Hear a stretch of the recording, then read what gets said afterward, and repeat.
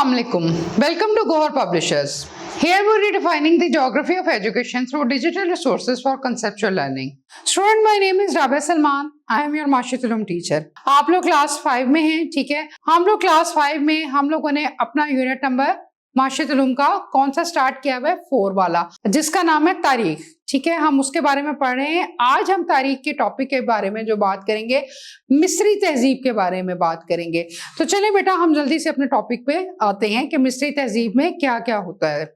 बेटा, आज का जो हमारा टॉपिक है वो है मिस्री तहजीब। 3100 था 1070 कबल अज़ मसीह की रोजमर्रा जिंदगी, माशरती निज़ाम और सकाफत के अहम पहलू, जिसके बारे में हम लोग पढ़ चुके हैं। ठीक है, उसी से रिलेटेड जो हमारा आज का टॉपिक है वो माशरती निज़ाम। आज जो हमारा टॉपिक है वो हमारा मिस्री तहजीब के माशरती निज़ाम के बारे में आ जाता है।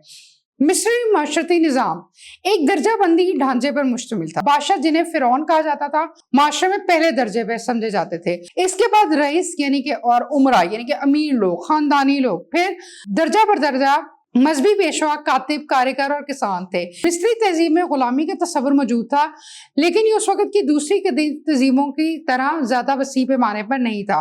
खवातीन का किरदार भी मिस्री तहजीब में नुमाया था। कदीम मिस्र में खवातीन को दीगर कदीम तहजीबों के मुकाबले में कुछ ज्यादा हकूक और आज़ादियाँ हासिल थी बाकी उनकी निस्बत।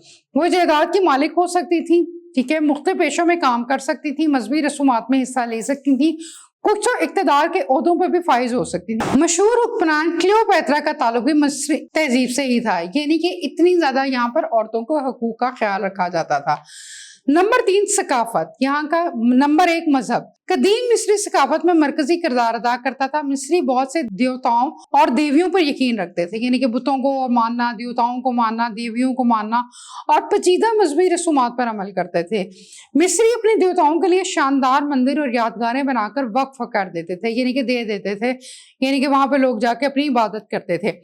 नंबर 2 तहरीर और जबान का जिक्र किया जाए तो मिस्री ने इब्तदाई तहरीरी निज़ामों में से एक तैयार किया जिसे हायरोग्लिफिक्स कहते हैं। उन्होंने सरकंडे के ब्रश, सरकंडे का मतलब होता है कि तिरछा सा कलम के ब्रश और स्याही के इस्तेमाल करते हुए पेपरस पौधे के छाल पर लिखना शुरू किया।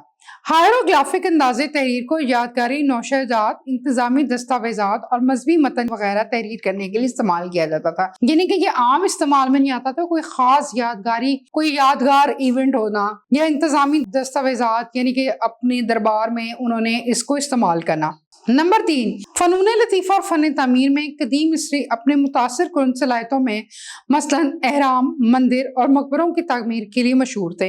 यानी कि मिस्र अभी भी जाना जाता है कि उनकी जो रवायात हैं या उनके जो फ़नून लतीफ़ा और जो तामीर, अभी भी बिल्डिंग्स, इमारतें अगर हम देखें तो उनकी बहुत ही खूबसूरत मिलती हैं। उन्होंने पेचीदा फ़न पारे भी बनाए जिनमें मुजस्मा, दीवार की पेंटिंग और जेवरात शामिल है। आर्ट के शोबे में अगर अक्सर फिरौनों, देवताओं, रोजमर्रा जिंदगी के मनाजिर को दिखाया जाता है।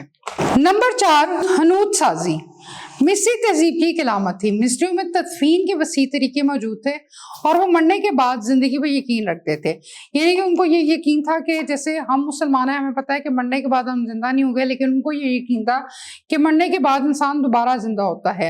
इसलिए वो मरने वाली लाशों को महफूज रखने के लिए उनको हनूत किया करते थे और हनूत शुदा लाशों के लिए खुराक, सामान और तहरीरें भी एहरामों में दफनाया करते थे और उनके एहरामों में ये चीजें दफन होती थी ताकि मरने के बाद की जिंदगी में उनके काम आ सके, क्योंकि उनको यकीन था कि मरने के बाद इंसान जब दोबारा जिंदा होगा तो उनको इन चीजों की जरूरत पड़ेगी। यहाँ तक कि फिरौन और उमरा के मौत के बाद तो उनकी खिदमत के लिए उनके साथ उनके जिंदा गुलामों और नौकरों को भी एहरामों में भी दफनाया जाता था। अब हमारा टॉपिक है बेटा मेसोपोटामिया की तहजीब। ठीक है, मेसोपोटामिया क्या है? मेसोपोटामिया का मतलब है 2 दरियाओं के दरमियान, ठीक है, 2 मुख्तलिफ दरियाओं के दरमियान। इस तहजीब को इसलिए ये नाम दिया गया क्योंकि ये दरियाए दजला और दरियाए फरात के दरमियान नमूदार हुई थी। जदीद दौर में ये इलाका इराक कहलाता है। मेसोपोटामिया बनी नौ इंसान की तारीख में पहली मुस्तलिद तहजीब है। ये इलाका सिमरी, अशूरी और बाबली तहजीबों का गढ़ था, यानी कि यहाँ के जो मशहूर इलाके थे समीरी, अशूरी और बाबली थे। मशहूर शहर अशूर, बाबुल और न्योना थे। सबसे कदीम शहरी रियासत, एक शहर जो एक मुकम्मल रियासत हो, उरहुद थी, जो आजकल उर जनूबी इराक में बैतुल मिकार में वाक़या है। मेसोपोटामिया की तहजीब में रोजमर्रा की जिंदगी और सकाफत के चंद अहम पहलू। मेसोपोटामिया तहरीक की पहली शहरी रियासत नमूदार हुई। वहाँ के बाशिंदे यानी कि लोग के पास मुनज़्ज़म हुकूमतें होती थी, यानी कि वो हुकूमतें चलाते थे। उनके मज़ाहिब बहुत सी अक़ीदाओं पर मुश्तमिल इंतहाई पेचीदा थे। हर शहरी रियासत का अपना अलग देवता होता था, यानी कि हर शहरी की मर्जी होती थी वो जिस मर्जी देवता की पूजा करे। माशरा समाजी तौर पे तबकात में मुनक़सिम था। हर माशरा जो है ना, हर समाजी तौर पे अपने तबके पे मुनक़सिम होता था, तकसीम हुआ था। इस तहजीब की मशहूर इजादात में पहिया, यानी कि इसमें पहिया बना, रथ 2 पहियों वाली गाड़ी जो घोड़ों के से खींची जाती थी, कश्ती, आबपाशी का निज़ाम यानी कि फसलों को पानी कैसे देना है, ज़रई निज़ाम, ज़राअत का निज़ाम, नक्शा-जात और कैलेंडर शामिल है। ये सारी मेसोपोटामिया की तहजीब है। मेसोपोटामिया की तहजीब में इजाद करदा कैलेंडर सिर्फ 2 मौसम को शो करते थे, गर्मी और सर्दी हुआ करती थी। यहाँ के लोग मुजस्मा साजी यानी कि मुजस्मे बनाते थे, बड़े खूबसूरत मिट्टी से लेके बड़ी बड़ी इमारतों को तामीर करते थे। मेसोपोटामिया के लोग लिखना भी जानते थे, यानी कि इन लोगों को लिखना भी आता था। मुझे उम्मीद है कि आप लोग अपने इस काम को फॉलो करेंगे। अपना ख्याल रखें। हम मिलते हैं अपने अगले चैप्टर में।